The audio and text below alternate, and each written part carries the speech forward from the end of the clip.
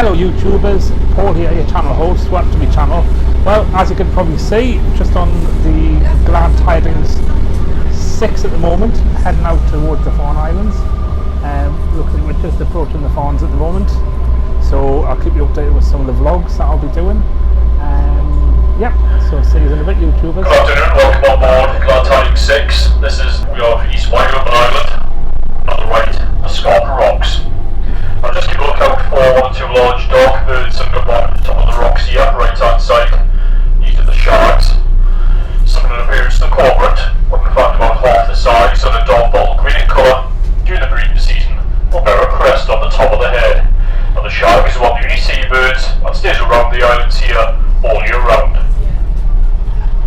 You often see the sharks sitting up on top of the rocks with the wings outstretched. That's because they're not oiled like the other seabirds, so when they take to the water, they can't spend too long in there. They have to get up on top of the rock and dry themselves in the wind and the sun.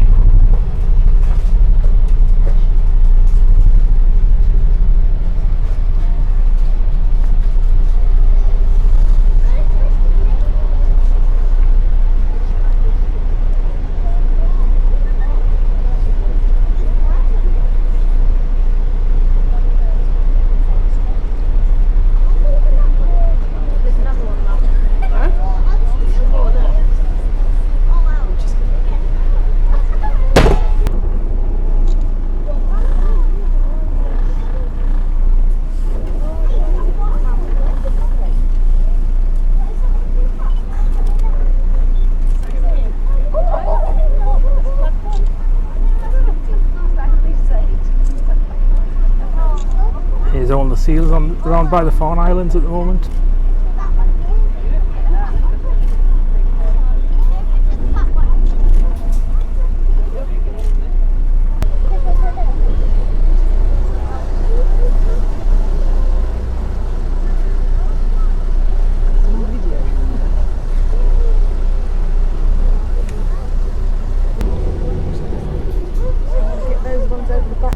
Well, just on the Glad Tidings 6 at the moment, just a little bit of publicity for them. There's their Twitter username, @Glad Tidings 6, and we're just round looking at the seals at the moment. If I can get some.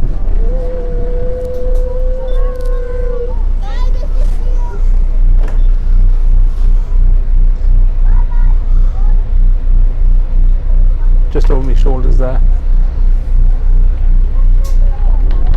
I've got some video footage of them as well, so I'll keep vlogging from the Fawn Islands here. So see you in a bit, YouTubers. It's one of the islands with nesting seabirds at the height of the breeding season. It's also an island that we land the public on from the 1st of May through the end of July. Small grey and white gull-like birds on the ledges there. Those are the kittiwakes. Kittiwakes will nest on all the narrow ledges right round all the faces of the islands. Another bird that will get nested on steep line is the guillemot, a small penguin-like bird with a chocolate brown head and back and white front. Doesn't actually make a nest in guillemot, it just lays its eggs straight onto the bare rock, but it's a pear-shaped egg so that if it gets knocked or kicked, it just spins in a circle and it won't fall off the cliff. It's a very hard-shelled egg.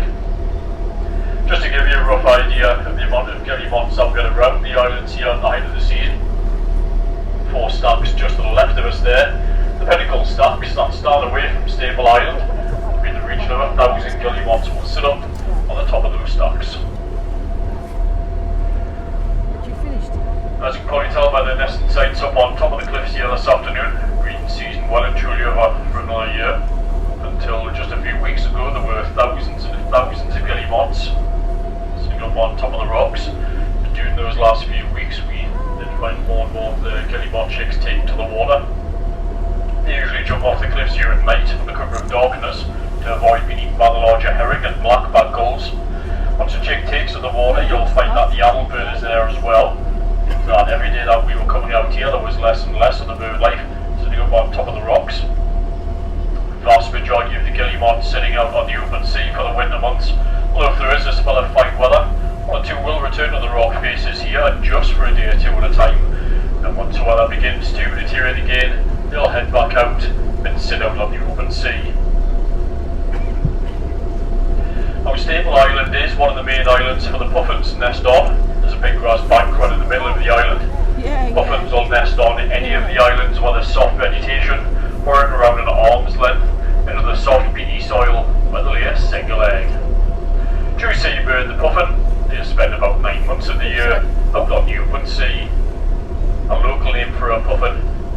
Bobby Noddy. Each season, we expect to get around 80,000 puffins around the islands, 40,000 breed pair. Oh yeah. Unfortunately, the puffins, like most of the seabirds that used to nest here, they're also leaving the islands now. They all head out to the North Sea and as far away as the North Atlantic, just off the southern tip of Iceland. Very hardy little seabird, as I said earlier, spending the vast majority of the year out on the open sea, only coming back to the islands here to nest. Just keep a look out as you go further around on the trip. You might happen to see one or two of the tail enders, either sitting out on the water or flying round about.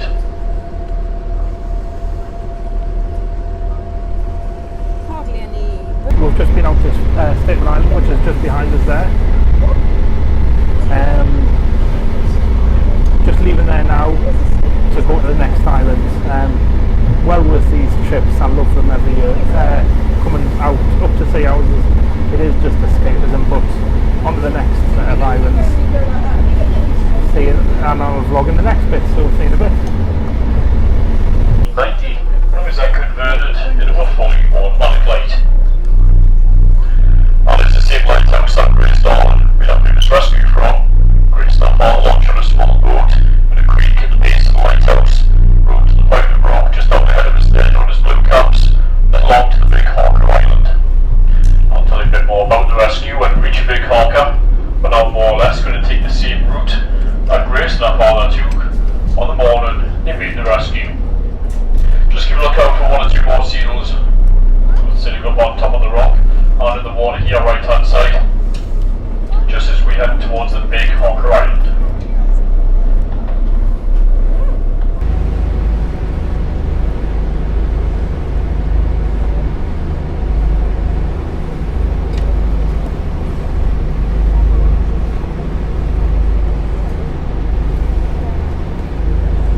This is where Grace and her father made the rescue, rowed the small boat into a creek, which dries just on the right hand side, to rescue 9 survivors from a ship called Forfarshire.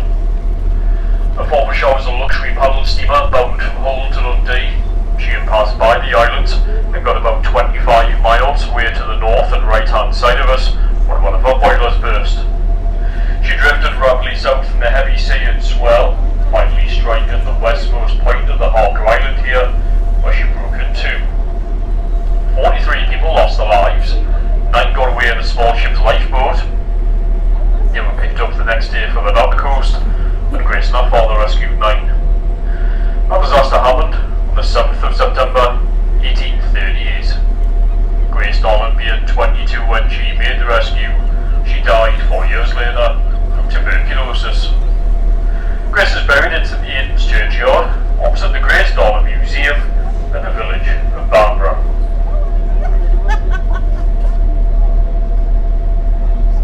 No, I didn't.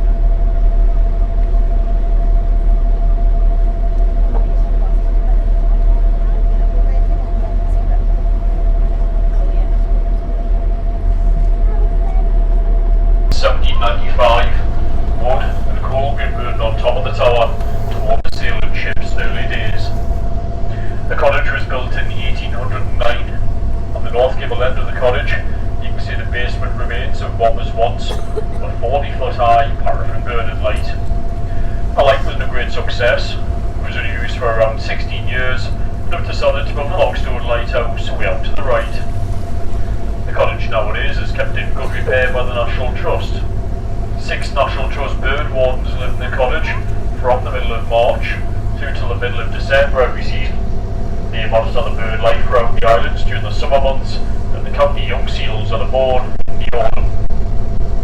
Last season, they had the region of 2,000 seal pups all around the farms. That's St Fawn Island, way across on the right of us there. It's the largest of the group of the islands, being around 16 acres in size. Tall square tower built in 1500 by Prior Castell, first used as a monastery and as a lighthouse, and a troop station in the tower for the border warfare between England and Scotland. Nowadays, 5 National Trust bird wardens live in that tower during the summer. Just to the left of the tower you have St Cuthbert's Chapel, commons in the chapel from Durham Cathedral. St Cuthbert living on the island in the 7th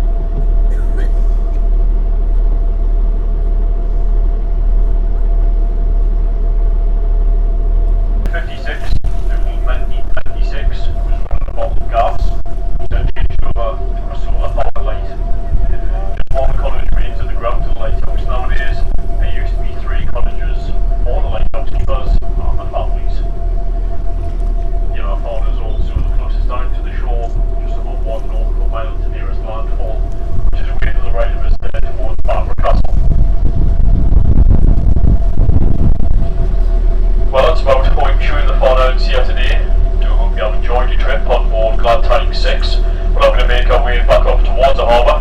We'll have you back in Sea Houses in around 20 minutes. Well, as you can see, just on the Grand Tidings 6 at the moment, and we're just heading back down into Sea Houses. Just been told that we'll be back down in Sea Houses in about 20 minutes. Well worth the trips out here to the Fawn Islands, which is just behind us. Love coming up here, as I say, it's escapism. Probably be vlogging on the mainland when I get back, so see you in a bit, YouTubers. Well, just behind us there in the harbour is the Grand Tidings 6, just reversing out. Just been out on it and just got back in. Saw the seals, there's hardly any birds out there this time of the year, but enjoyed it nonetheless, as I always do. Anyway, I'm going to get going and I'll see you later, YouTubers.